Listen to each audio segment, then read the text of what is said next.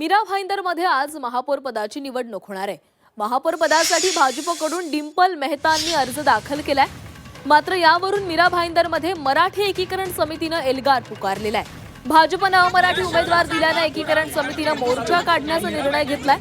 मीरा भाईंदरमधील या मोर्चाला पोलिसांनी परवानगी नाकारलेली आहे। तसेच आयोजकांना मनाई आदेशाची नोटीसही बजावण्यात आली आहे। त्यामुळे मीरा भाईंदरमध्ये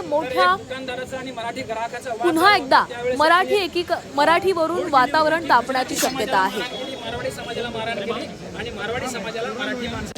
तरी सध्याची दृश्य आपण मीरा भाईंदरमधून पाहतोय। मीरा भाईंदरमध्ये आज महापौर पदाची निवडणूक होणार आहे। महापौर पदासाठी भाजपकडून डिंपल मेहतांनी अर्ज दाखल केलाय। मात्र यावरून मीरा भाईंदरमध्ये मराठी एकीकरण समितीने एल्गार पुकारलेला आहे। भाजपने अमराठी उमेदवार दिल्याने एकीकरण समिती आक्रमक झालेली आहे आणि एकीकरण समितीने हा मोर्चा काढलाय।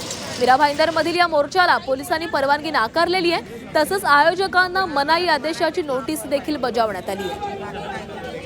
त्यामुळे मीरा भाईंदरमध्ये आता पुन्हा एकदा मराठीवरून वातावरण तापण्याची शक्यता वर्तवली जाते। हातामध्ये फलक घेऊन सगळेच जण या मोर्चामध्ये उतरलेले आहेत। आपल्याला मराठी महापौरच हवा अशी मागणी यामधून केली जाते।